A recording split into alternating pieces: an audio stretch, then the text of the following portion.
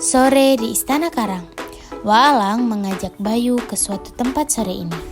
Mereka sampai ke sebuah bangunan yang terletak di pinggir jalan Medan Banda Aceh.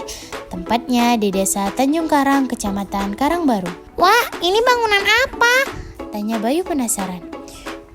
Inilah Istana Kerajaan Karang yang dibangun pada tahun 1924.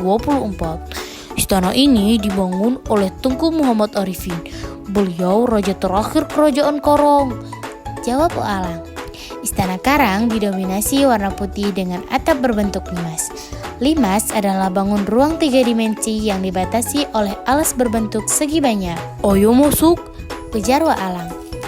Bayu mengikuti Waalang masuk ke dalam istana. Mereka melewati 5 anak tangga yang terbuat dari marmer.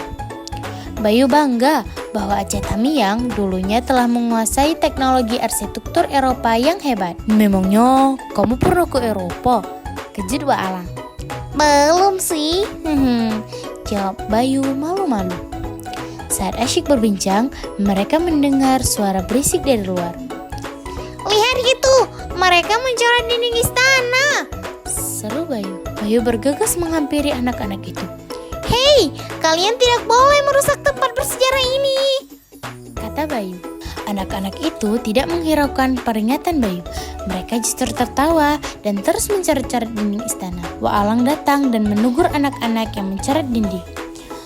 Kalian tidak boleh merusak warisan budaya kita, kata Waalang dengan tegas. Bayu melihat seorang anak memegang benda seperti pisau. Bayu heran, dia belum pernah melihat benda itu sebelumnya. Benda apa itu, Wak? Tanya Bayu heran. Itu senjata pusaka, namanya tumbuk lada. Waalang memberitahu. Tumbuk lada adalah senjata pusaka. Tumbuk lada sering dipakai dalam pertunjukan silat atau ketika menggunakan pakaian adat. Mengapa benda itu ada di tangan kalian? Dari mana asalnya? Tanya Bayu kepada anak yang memegang tumbuk lada. Ini dari dalam istana. Kami hanya ingin bermain dengan benda ini, jawab salah satu anak. Selain berbahaya, benda itu sangat penting bagi sejarah kita. Kalian harus mengembalikannya dan berjanji tidak mengambilnya lagi, kata Waalang dengan lembut.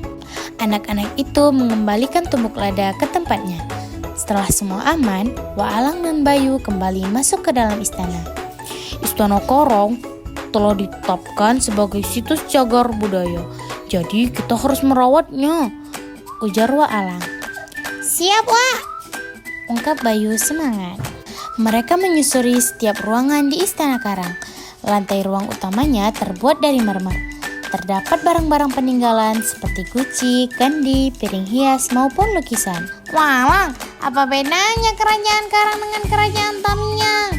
Tanya Bayu. Kerajaan Karang dahulunya bagian dari Kerajaan Tamiang, tetapi terpecah menjadi 2 kerajaan, Kerajaan Karang dan Kerajaan Benua Tanum. Meski begitu, kedua kerajaan ini tetap tunduk ke Kerajaan Tamiang, jawab Waalang. Pecahnya Kerajaan Tamiang terjadi karena perselisihan antara Tan Kuala dan Raja Ponita. Kabar itu terdengar oleh Sultan Kerajaan Aceh, Zainatuddin Kemalat Shah. Ia kemudian membagi Kerajaan Tamiang menjadi 2. Raja Kerajaan Karang bersumpah melindungi kedaulatan wilayahnya di hadapan Ratu Kemalat Shah. Waalang, lihat, ada meriam. Kagum Bayu. Bayu memotret meriam. Bayu, ada yang ingin kamu tanyakan lagi? Tanya Waalang. Di mana makam raja-raja kerajaan Karang, Wak? Bayu menyahut.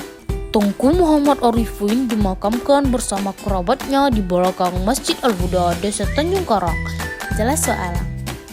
Hari semakin gelap. Setelah puas melihat arsitektur istana dan peninggalannya, Waalang mengajak Bayu pulang. Bayu, ayo kita pulang, ajak Waalang. Di perjalanan, Waalang kembali mengingatkan. Kita harus merawat warisan leluhur.